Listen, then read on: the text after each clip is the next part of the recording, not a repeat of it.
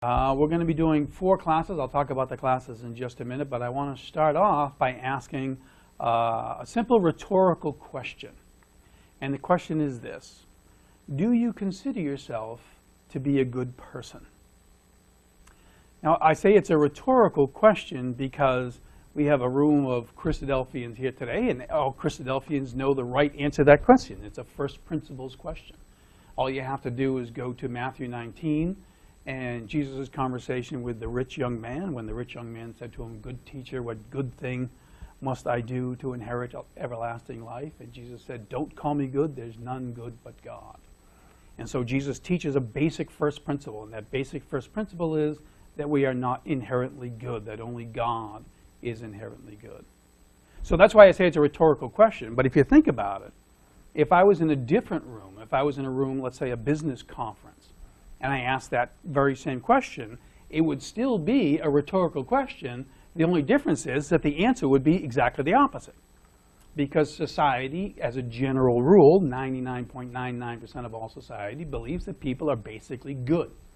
That everyone is a good person who sometimes does bad things. Usually it's because of an outside influence, whether that outside influence is somebody else who's bad or an external devil or something of that ilk that somehow tricks them into doing the wrong thing. And so we understand the basic principle of that we are not inherently good. That's the spiritual principle. In fact, God put it this way. We mentioned how Jesus put it, but God put it this way. He said, and where did I put my glasses?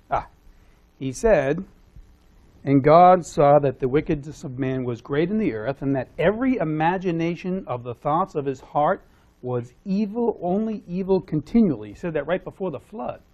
And so the principle, again, the first principle is very basically and easily understood. Even God himself says, every imagination of the thoughts of one's heart is evil continually. And that's the godly perspective on the human condition, that we are naturally evil. But society believes that we are naturally good. Now, the principle is easy to see. The question is whether or not we take the principle and incorporate it into our perspective. Because it's easy to understand the principle. It's easy to understand it intellectually. But do we incorporate it into our emotional understanding, both of ourselves and of other people? So let me give you kind of a silly example, just to consider that very question. Let's say it's the end of the year, and you're going to get your performance review.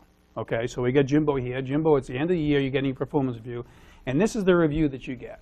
Well, Jim is hardworking, he's well prepared, he gives 100%, the customers appreciate his dedication, but he's not a good person. In fact, every imagination of the thoughts of his heart is evil continually. Now, you might be a little surprised by that. You might not be a little surprised by that interpretation, but you probably will be. Because we don't look at it necessarily in that context. But should we? Should we see ourselves naturally as our natural inclination to be evil? Not just as a biblical principle, but as an understanding. And that's what Paul did, right? So when Paul wrote his dissertation on sin and evil in Romans, Paul said, remember when he talked about the evil, the thing I want to do, I don't do, and the thing I don't do, that thing I do.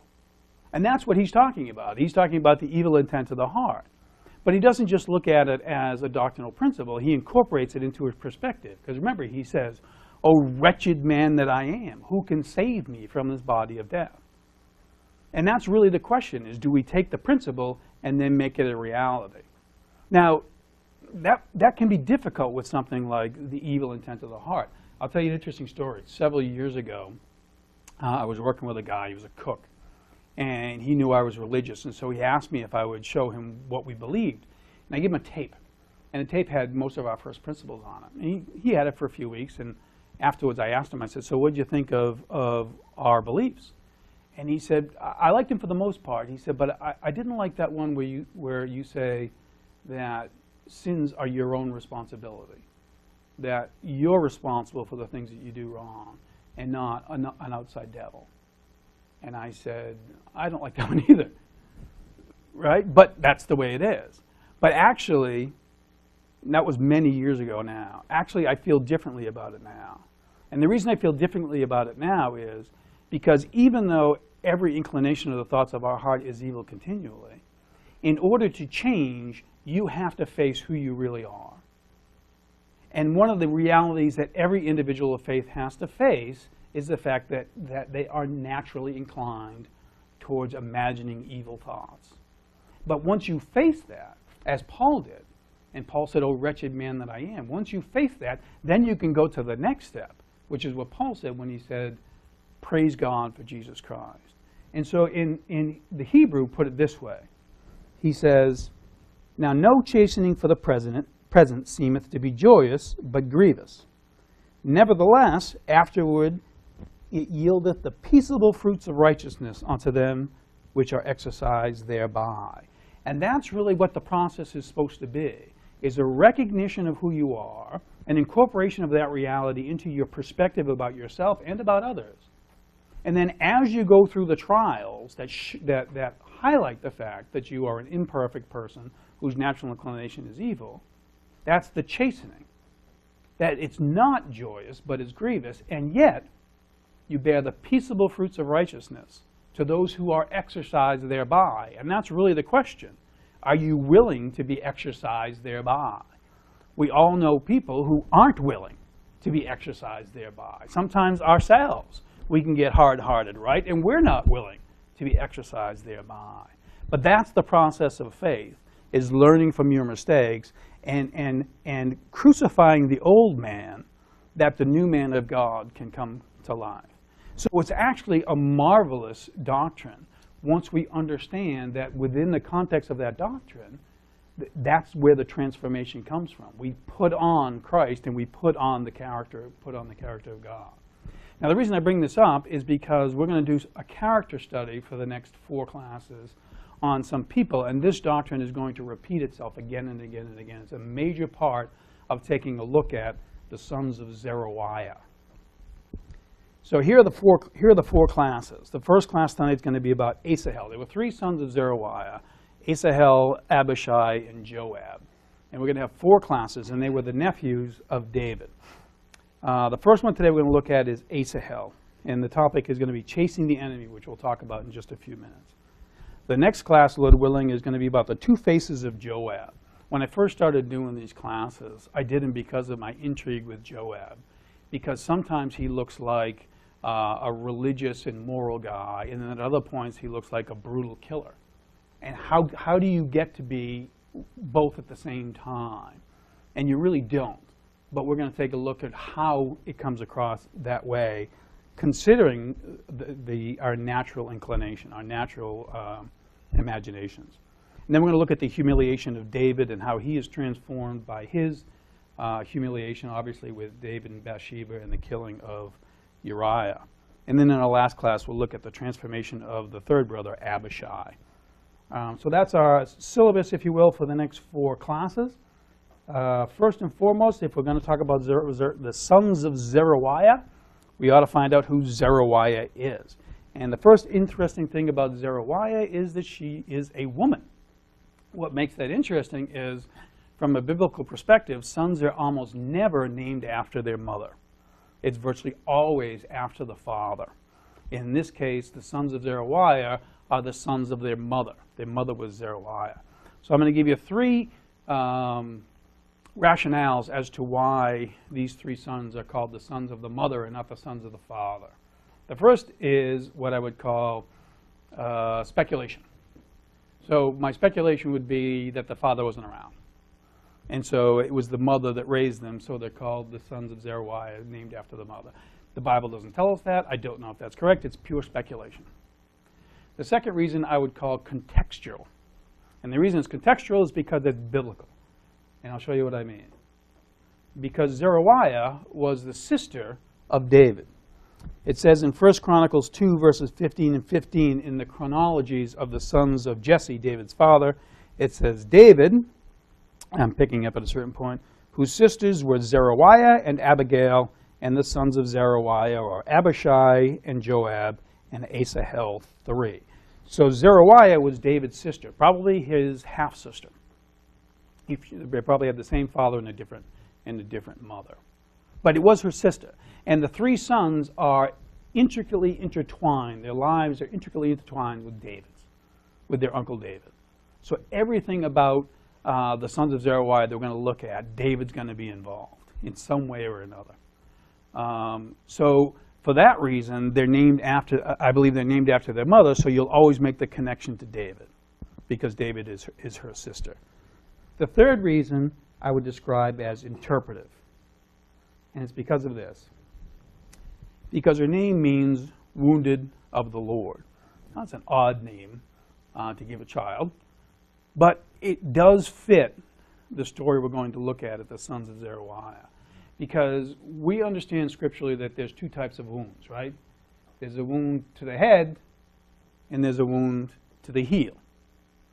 And what we're going to see with the sons of Zeruiah is we're going to see one of two of those type of wounds in each of the children.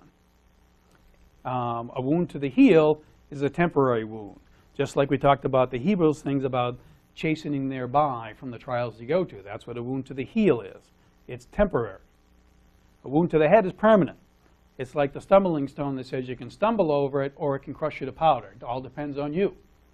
And that's really what this is going to be about. We're going to see the sons of Zeruiah get wounded in one way or another. And whether or not that wound is a permanent wound or a temporary wound depends on whether or not they're willing to be chastened by the trials that they go through. So it all comes back in many respects to the same basic themes. And it really is an interesting story, these three guys. So there they are. There's our three guys with the little memes, if you will, Abishai, Joab, and Asahel. Let me give you a little sort of synopsis of the three guys before we get into the main story for tonight. First of all, there's Abishai.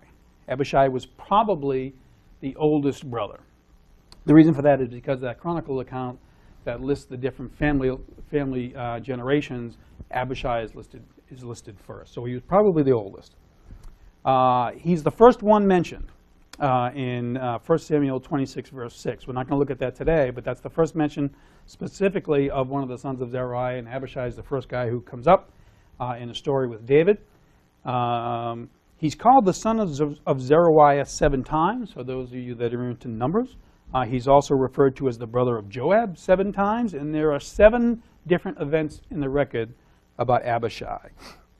And Abishai was truly one of the toughest guys you ever met, or you will ever meet. If you were going to get in a bar fight, you wanted Abishai right there with you.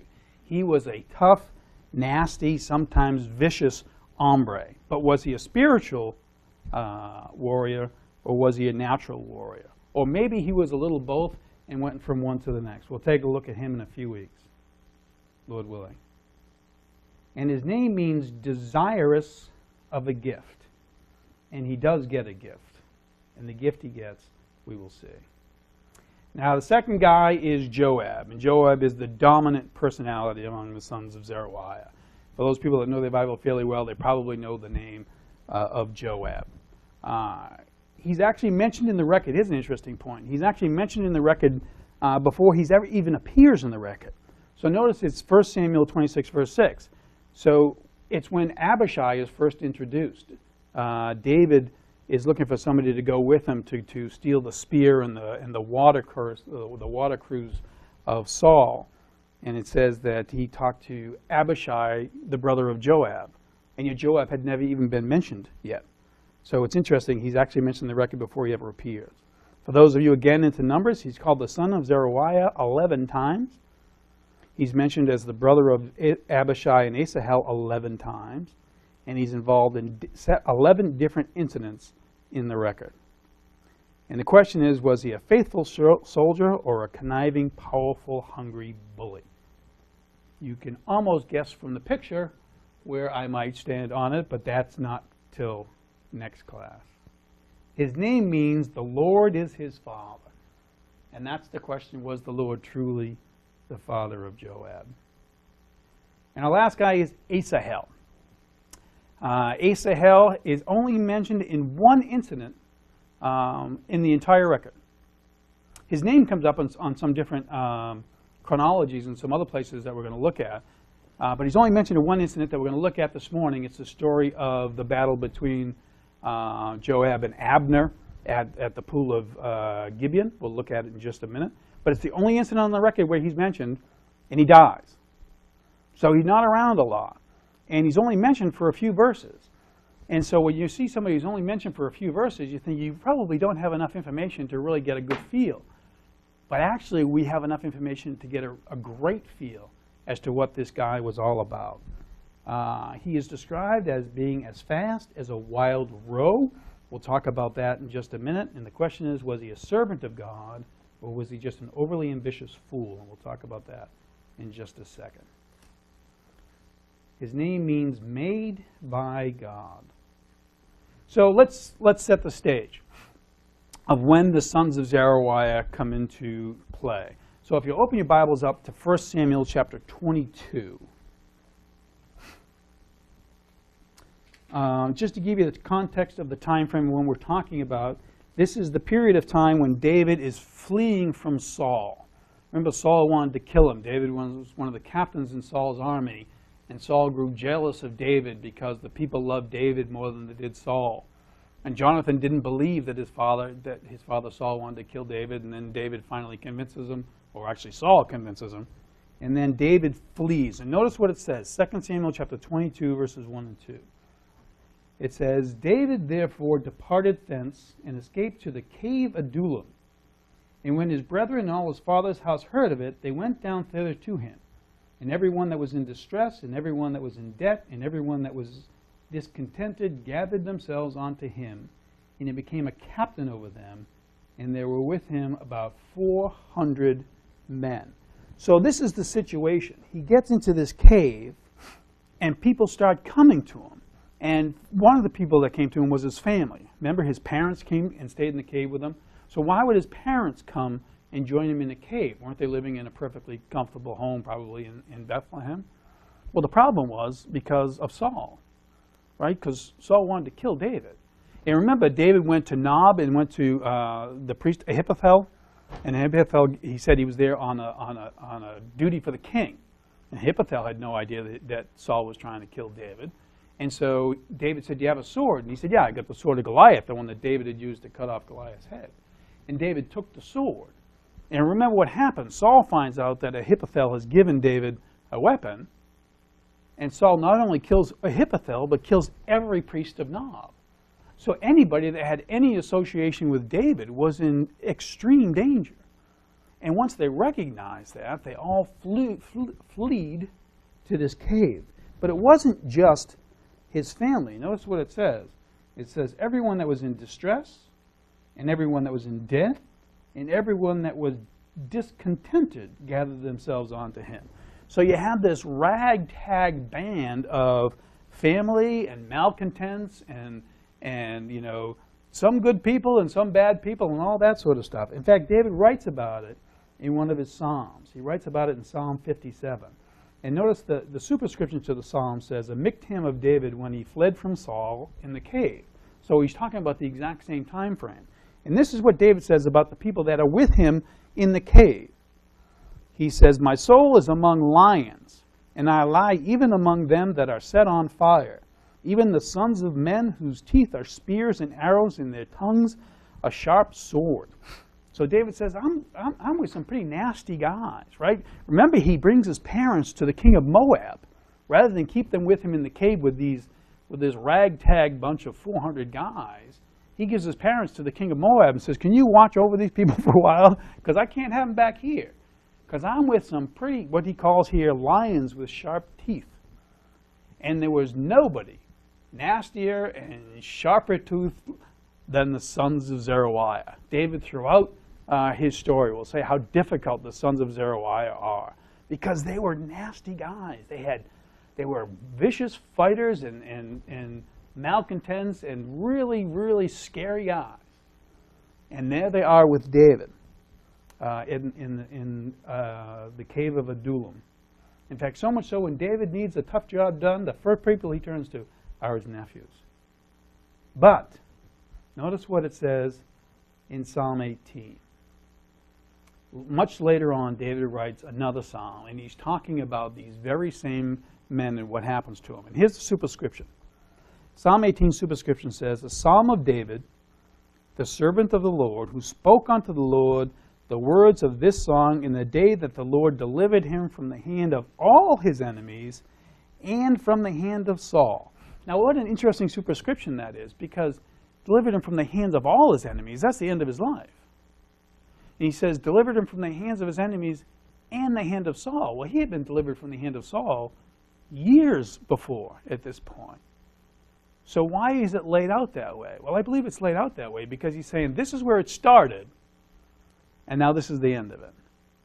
So from the time that I was delivered from Saul all the way to the time that I was delivered from all of my enemies, now I'm going to write about and praise the Lord. And look what he says. This is going to be in verse 43. It says, "Thou hast delivered me from the strivings of the people." So he's saying, you took me, you delivered me from this difficulty.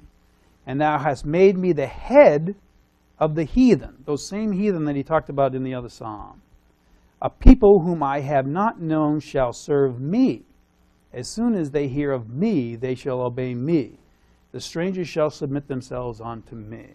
So David became a great spiritual leader of this ragtag band. And we're going to look at a record later on that shows that these ragtag troublemakers, many of them turned out to be great spiritual men because of the influence of David. So that's the introduction of when the sons of Zeruiah comes in. But what we want to talk about is the story that brings in Asahel, and that begins in 2 Samuel chapter 2. So flip over to 2 Samuel chapter 2. And I'll have to give you another little bit more context because it's a little bit later than when we first come in. At this point in 2 Samuel chapter 2, Saul has died. Remember, he died on Mount Gilboa fighting the Philistines. He fell on his own sword. And his son Jonathan died in the same battle. And what happened when Saul died was Abner was the head of Saul's army, and Abner took Saul's son Ishbosheth and made him king.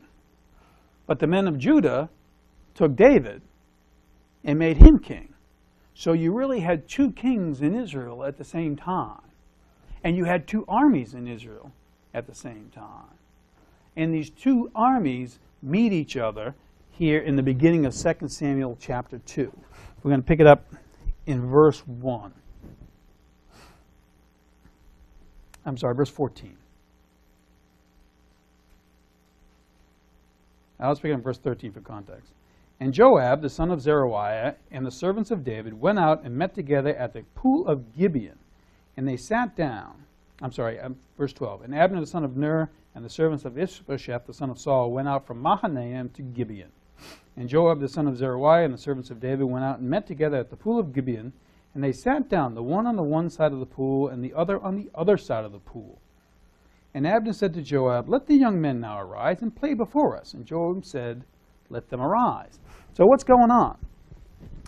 So they meet each other at this pool of Gibeon, which is what this picture is of. So why didn't a battle break out as soon as they met each other? Well, the battle didn't break out because they weren't technically at war. Even though Abner had taken Ishbosheth and made him king, and David had been made king in Judah, there was no official war between the two sides.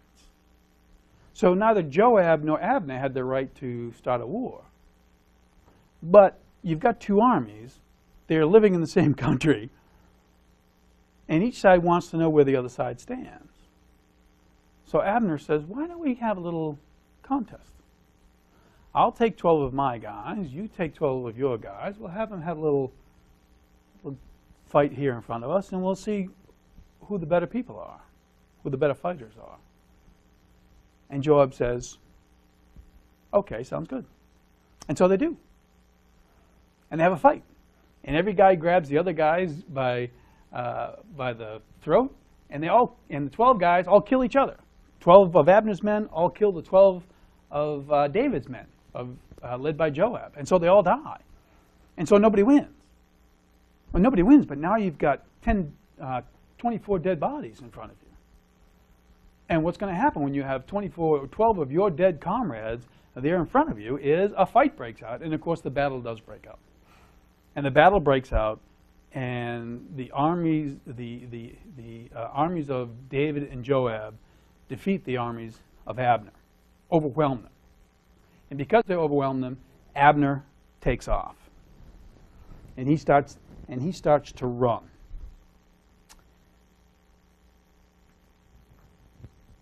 Pick it up in verse 18. And there were 3 sons of Zeruiah there, Joab and Abishai and Asahel.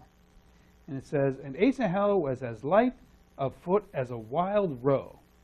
And Asahel pursued after Abner, and going in, he turned not to the right hand nor to the left from following Abner. And Abner looked behind him and said, Art thou Asahel? And he answered, I am.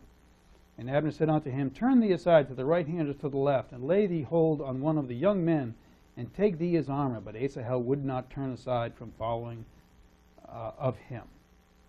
And he says it to him again, and yet he still refused again. Down in verse 23, howbeit he refused to turn aside.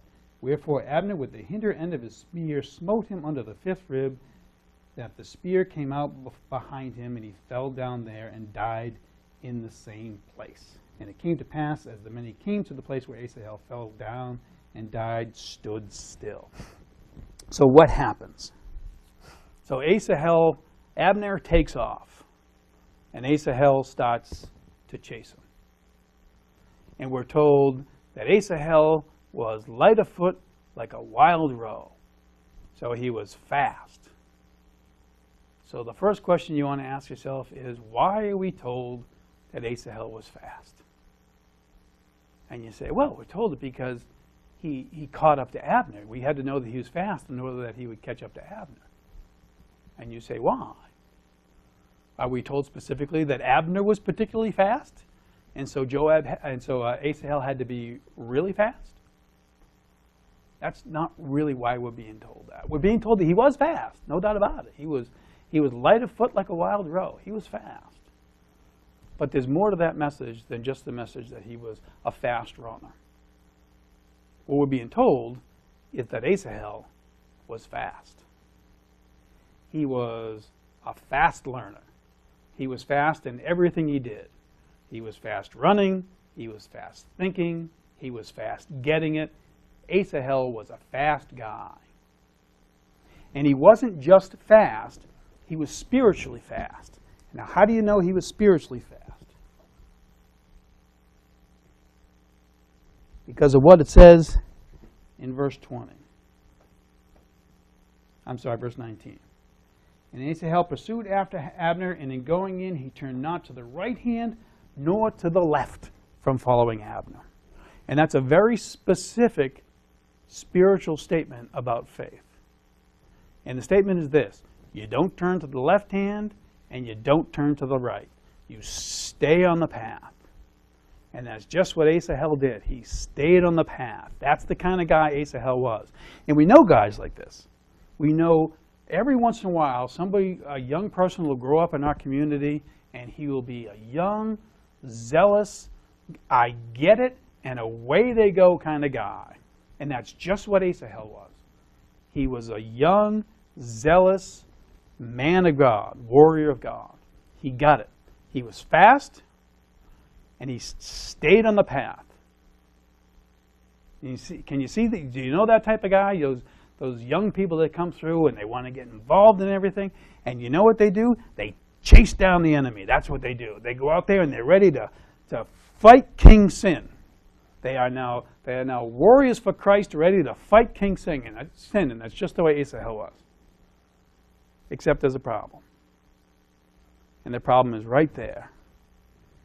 It says that he was fast, light of foot, as a wild roe. A roe, by the way, is a deer. I had to look it up. So he was fast like a deer. So why does it say he's fast like a deer? Why doesn't it say he's fast like... And deers are fast, no doubt about it. But why doesn't he say he's fast like a leopard? Or fast like a lion? Or fast like a cheetah? Those are really fast. There's a very specific reason why it says he's fast like a roe. And it's because of this. because why a deer is fast. You see, a deer speed is different than a leopard's speed, because a leopard's a killer. A deer is not. A deer uses its speed to run away from danger, not to run into danger. And that's what Asahel did, because he was a wild deer. And you don't chase down sin. You turn and flee from sin. But that's not what Asahel did, because Asahel was that young, dedicated, I am going to defeat the enemy kind of guy, and it got him killed. He was fast like a wild roe, and instead of running away from the enemy, he went chasing after it, and it killed him. Reminds you a bit of Josiah, right? At 34, fights the king of Egypt when he really shouldn't have fought the king of Egypt. That was Asahel, and it got him killed. So here's the question. Then was he a faithful man, or was he, in other words, this bruise, is it a bruise at the head or a bruise to the heel? And we're given a couple of hints, and I'll show you these hints. The first one is the way that he's buried. Notice what it says in verse 32. It says, and they took up Asahel, and they buried him in the sepulchre of his father, which was in Bethlehem. So he receives an honorable burial. And that's important, because we're going to see that that's not always true. But that doesn't necessarily mean that he was a faithful man. It just means that he was well respected. And we know that he was well respected, because notice what it says. It says, as the people came and saw him dead, they would stop. Everybody that was chasing after Abner and his men, when they came to Asahel, and he wasn't the first guy to die. There were I think 19, 20 men that died on Joab's side. But when they saw Asahel dead, they all stopped. It can't be Asahel. That can't be Asahel.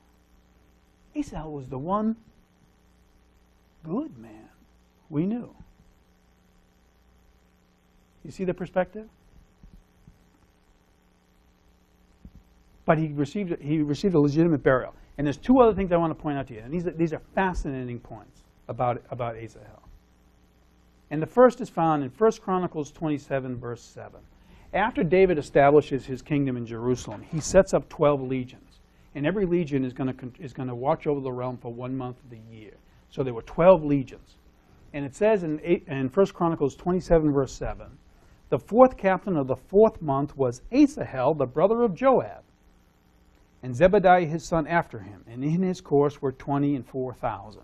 So Asahel was one of the number 4 captain of the 12 captains of the 12 legions in David's army. Except for the fact that Asahel was dead. So how did he get to be the 4th captain of the 4th army? Well, it's an honorary title. His son actually was the captain. But because he was so well respected by David, that he was given the honorary title as the 4th captain of the 4th month in 1 Chronicles 27, verse 7. So he was clearly a highly, highly respected and admired man. But that's not the big one. The big one is found in 2 Samuel chapter 23. Open up to 2 Samuel 23, if you would. And this is the story of the mighty men of Israel. We don't have the time for me to go through the entire context of 2 Samuel 23 and the mighty men of Israel. But if you've ever looked at the list of the mighty 30 men of Israel, you know, it's that list that talks about, you know, so-and-so was a mighty man. He killed, 110 Philistines with a toothpick or however they describe it. It's always, some amazing thing, which makes you think that the list is a list of mighty fighting warriors. And it is a list of mighty fighting warriors from David's kingdom. But the men on the list aren't on the list based upon their military ability. It's their military ability that reflect what it's really based on. And what it's really based on is their faith. Now, how do you know that? Well, again, without going through the convoluted context of how it's laid out, it talks about the 3 at the top of the list. The mighty 3 above all the others. And there were 3 men whose names, by the way, are not given, at the very top of the list. And these 3 men are at the top of the list because of no military great thing that they did. They did something during the fight, but it wasn't military. This is the story. So David is in a battle against the Philistines. And the Philistines are on that side, and David's on this side, and also on that side is Bethlehem. And David is thirsty. And David is the anointed of the Lord. And David is sitting with his army, and David says, how I wish I could get a drink of water from the well in Bethlehem. And this is what the 3 mighty men did. They put their spears aside, and they went and crossed enemy lines and got a glass of water for David and brought it back and gave it to him. And that put them at the top of the list. Why? Remember what David does with the water? He doesn't drink it, right? He pours it out. Now, think of yourselves, if this is about David, and you go walking across enemy lines, and you get him a drink of water, and you bring it back, and he dumps it, you'd be a little disappointed. They weren't, because David knew exactly what it was that brought them across those lines. You see, David was the anointed of the Lord. And David was the warrior for God who took care of everybody else. And in the one moment of time when David needed somebody to take care of him, they were ready. And think of how remarkable that is. Because in the one moment in time when Jesus needed his disciples to be with him, they fell asleep. These guys did not. These 3 mighty men understood that if the anointed was in need, that whatever they did, God was going to be with them. That was the power of their faith. And so they went straight across the enemy lines, got the water, and brought it straight back, and fully understood why David poured that water out. Because David was making a recognition of how powerful their faith was. And they're at the top of the list of the mighty men of Israel. And the last person mentioned on the list is another man we know a great deal about, but not about his military ability. In fact, the only military situation that we know he's in, he died. And that's Uriah the Hittite. He's the last person mentioned on the list. And Uriah was the man of great integrity. Remember, he's the man that was the husband of Bathsheba, that when David said to him, why don't you go sleep with your wife, because David had, and she was now pregnant, and he wanted to cover it up, Uriah said, how could I go into my wife when my comrades are in war over an enemy? I couldn't do that. That's the kind of integrity this guy had. And so remember, David gives him a letter to give to Joab. You never want to get in bed with Joab, but David does.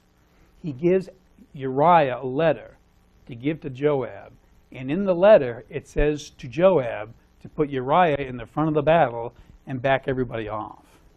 And David gives Uriah the note without ever a worry that Uriah is going to read that note, because that's the kind of guy Uriah was. And he's at the bottom of the list. He's the last person mentioned. So rather than this idea that the 3 mighty men were the greatest of warriors on down to the least of warriors, no. The 30 mighty men of Israel are a list of the mighty spiritual men of Israel, with the mighty 3 at the top and Uriah at the bottom playing bookends. And Asahel is on the list. He's there in verse 24. These be the names of the mighty men whom David had, verse 8. And then verse 24, Asahel, the brother of Joab, was one of the 30. So Asahel's name is in the list of the mighty spiritual warriors of Israel in the time of David. And that's how you know that Asahel was a man of faith. So what do we learn about Asahel in our recognition of human character? Well, Asahel was no different, except he was a fast learner. He was that young, zealous person, but he never fully had the opportunity, the humiliation, or the humbling process to get to a point where he becomes separate from that individual, because he died. But not because he wasn't dedicated, and not because he didn't understand the transformation. He just didn't live long enough to reach the point that some of the others did.